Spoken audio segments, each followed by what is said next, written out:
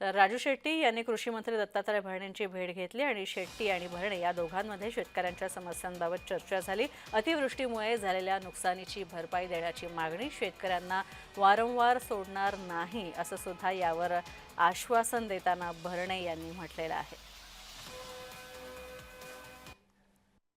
शेतकऱ्यांचा आक्रोश मोठा आहे, नुकसान झालेलं आहे, शेती वाहून गेलेली आहे, जमीन वाहून गेलेली आहे, विहिरी ढासळलेल्या आहेत, शेतातल्या ठिबक सिंचन संचासहित मोटारी वगैरे वाहून गेलेल्या आहेत, जनावर मयत झालेले आहे आणि अशा परिस्थितीमध्ये शासनानं योग्य पद्धतीने पंचनामे करून जे पीक विम्याचे ट्रिगर शासनानं बदललेले आहेत ते पूर्ववत करणं गरजेचं, अन्यथा शेतकऱ्यांना दिलासा मिळणार नाही।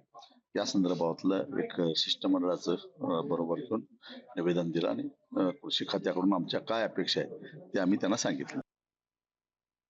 आपल्या सगळ्यांना माहिती गेली 10 दिवस संपूर्ण राज्यामध्ये खूप मोठा पाऊस झालेला आहे आणि पावसामध्ये ज्या ज्या शेतकऱ्यांच्या पिकाचं खूप मोठ्या प्रमाणामध्ये नुकसान झाले त्यांना नुकसान भरपाई मिळाली पाहिजे आणि निश्चित प्रकारे सरकार म्हणून शासन म्हणून शासनाने शेतकऱ्याला मदत केली पाहिजे अशा गोष्टी त्यांनी आज मला त्यांनी निवेदन आता प्राप्त झालेलं आहे।